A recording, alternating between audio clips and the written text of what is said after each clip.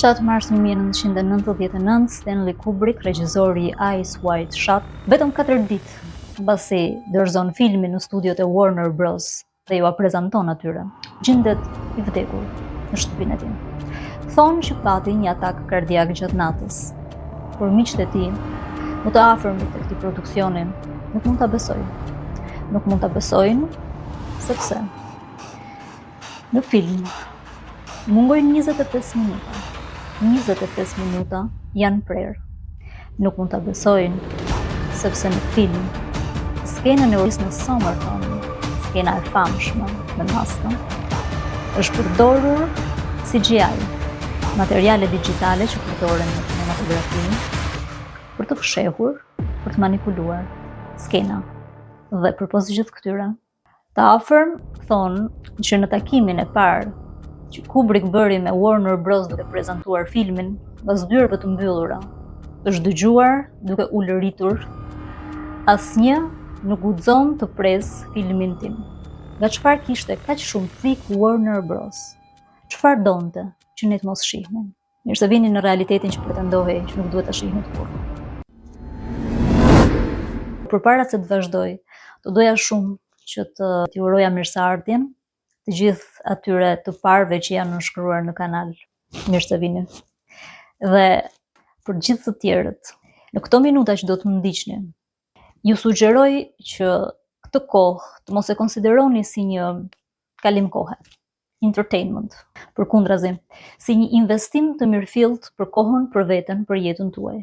Kubrick bëri një film apo na tregoi se çfarë ndodhte me të vërtetë mbas kuintave, mbas çfarë shikonim dhe mbas çfarë dim ne? Mbas atyre që do t'ju tregoj, po ju a lejuj që ta vendosni. Kubrick është një regjisor shumë detajist, perfeksionist. E dini se çfarë ka bërë? Ky film pretendohet që flet për New Yorkun e viteve ka dalë në 99-ën, fillimi i viteve 2000, pretendohet që zhvillohet aty. Në fakt jo. Gjithçka Kubrick e ka ndërtuar në një studio në Londër. Dhe kur them gjithçka, çdo rrugë, çdo dyqan, çdo element në këtë film është i ndërtuar nga Kubrick në studio. Pse? Sepse mbas çdo elementi ka një mesazh të fshehur për ne. Është i mbushur me sekuenca onirike, gati si në ëndër, ka një lloj sfumimi, ka një si vel sipër. Gjithçka është e bërë me detaje, gjithçka është e bërë sepse ai e donte kështu. Donte të dukej, është ëndër, është realitet. Apo shoh, a jam zgjuar apo nuk jam zgjuar. Skenografia. E dini se kur është zhvilluar? Mazhet e marra nga sipër të kështjellës ku ndodh skena e orës, aq mirë e orkestruar që cilën do t'ju flas më vonë. E dini se e kujt është? Të kështjellë. Është Mentmore Towers. Dhe sipas jush për kë kujt i përkiste, për kë ishte ndërtuar kjo kështjellë? Për cilën familje? E gjithë. Kubrick donte që njerëzit të kuptonin se ku po ndodhte ajo që ai do të filmonte mbrapa. Kujt i përkiste ky ambient? Në fillim të filmit është tavolina e bilardos. Është një tavolinë bilardoje e kuqe dhe një nga personazhet që del në fillim të filmit dhe që do ta shoqëroj filmin pastaj. Edhe ne mund të kuptojmë edhe se kujt i referohet personazh. Ajo bilardo është e kuqe dhe ka një të kuqe të theksuar gati shqetësuese. Ngjyrat që përdor, 3 janë kryesore. E arta, simbol i luksit, i pasurisë. E kuqja, simbol i epshit, i frikës, i misterit, i të tmerrshmës. I gjatë, bluja, vetmi, pamundësia e personazheve për të komunikuar me njërin tjetrin, ftohtësia e marrëdhënies. Pjesa e që Kubrick ka xhiruar nuk është kaotike, është një koreografi e mirë organizuar, gjithçka ndodh me një lider në krye. Dhe rregullat janë të hekurta. Nuk çiftohen kot në mënyrë kaotike nga shi. Jo. Gjithë secili lëviz gati në mënyrë koreografike, të mirë menduar në vende të caktuara, të tjerë që i shohin, janë shumë elemente që përfshihen. Është ritual, nuk është Muzika e përdorur nga Kubrick nuk është e zakonshme. Ajo muzikë që është aq shqetësuese në atë skenë aq shqetësuese kur ju jepet urdhri që femrat që janë në rreth të gjitha të heqin pelerinën dhe të zbulohen të zhveshura vetëm me maskat që mbajnë në fytyrë, në një muzikë që në fakt është muzikë kishtare që doret në shërbesat rumune ortodokse, e gjitha e luajtur mbrapsht. Kushdo që e shef këtë pjesë, edhe për njerëz që horrorin dhe zhanrin e njohin mirë, kjo është ndër pjesët më shqetësuese që na ka servirur kinemaja deri më sot. Nuk është e kollajt fare për të parë, Kubrick ka luajtur me të gjitha mënyrat që edhe vetë spektatori nga shtëpia të kuptoj që po shikon diçka që pretendoj që nuk duhet ta shihte, po te i kalon cakun, ka ngritur perden, po sheh aty ku nuk duhet, nuk ndjehet rehat, nuk është erotike si pjesë, përkundrazi, është e rëndë, është e frikshme, dhe të gjithë kanë maska, por çuditërisht, e vetmja maskë tek të cilët ne shohim sy, është Bill me maskën e tij, pra Tom Cruise në rolin e Bill, ndërsa gjithë të tjerët syt nuk ju dallohen. Janë maska veneciane, por janë të frikshme, çuditërisht. Përngjasojnë me lider botëror të fushave të ndryshme që të gjithë njohin. Është një lloj sikur Kubrick po na thotë që nuk janë më njerëz, nuk i përkasin, syt janë pasqyra e shpirtit, po syt nuk ju dallohen. A kanë shpirt? A janë njerëz? Apo tashmë i përkasin diçka e tjetër? Vajzat që po shërbejnë në këtë ritual kanë maskë, por ndërkaq janë të zhveshura, janë mallra, nuk janë më njerëzore, nuk trajtohen më si të tilla. Slavoj Zizek, filozofi kohës sonë, përkufizon shumë bukur këtë. Rendi social, rendi shoqëror nuk mbahet në këmbë nga respektimi i rregullave. Rregullat i respektojmë ne. Mbahet në këmbë nga thyerja e këtyre rregullave në mënyrën më të neveritshme, në mënyrën më të fëlliqur të mundur nga këta njerëz që të gjithë bashkë bëhen një. Fëlliqësia e pushtetit e quan Zizek këtë.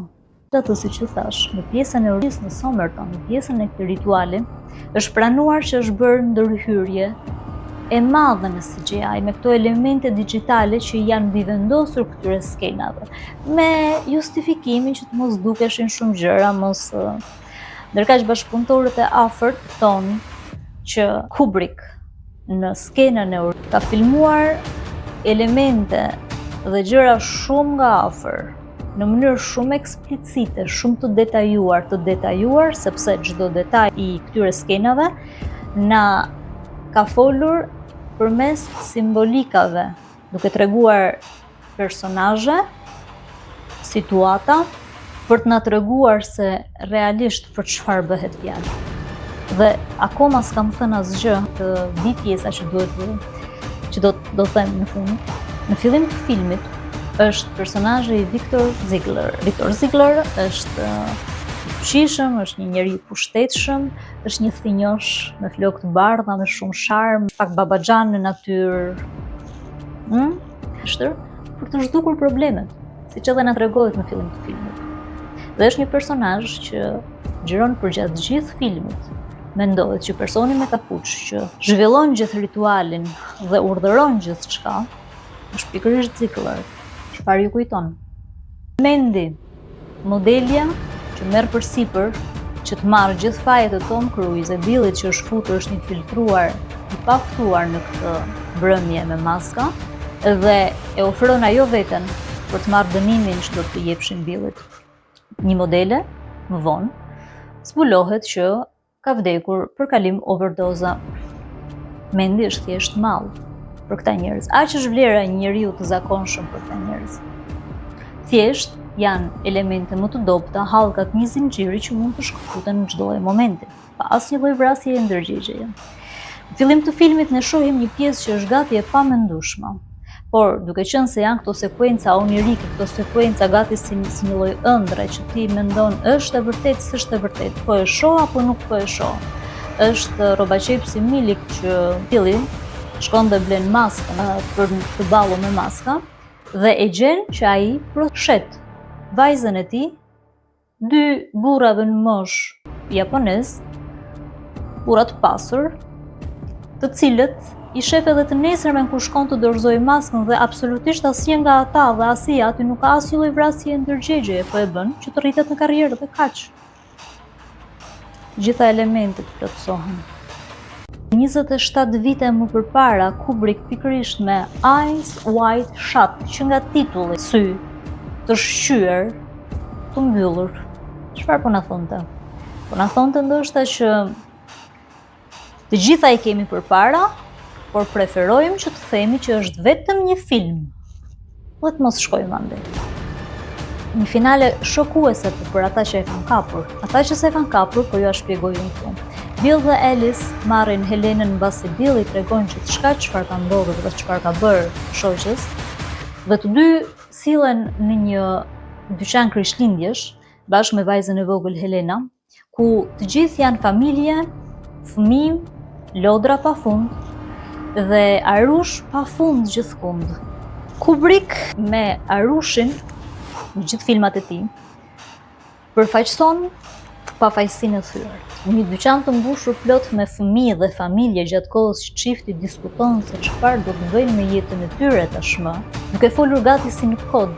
Vajza e vogël afrohet tek disa arusha, ku qëndrojnë duke parë këta arusha dy burra në moshë, dukshëm të pasur, që mund t'i kemi parë edhe më përpara në skenën e dhe që vajza duke parë të jemën, largohet me ta.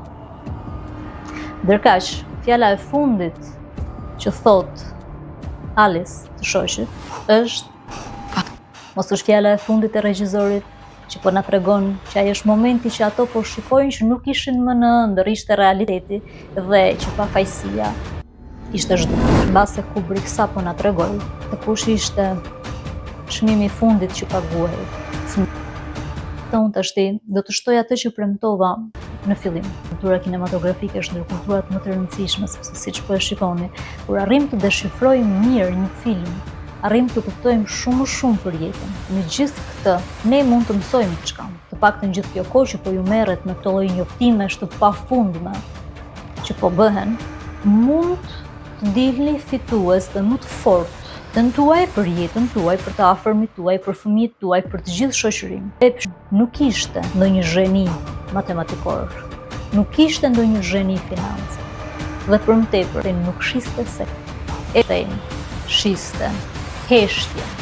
Ishte mjeshtër për të shitur heshtjen dhe mjeshtër për të mbuluar problemet.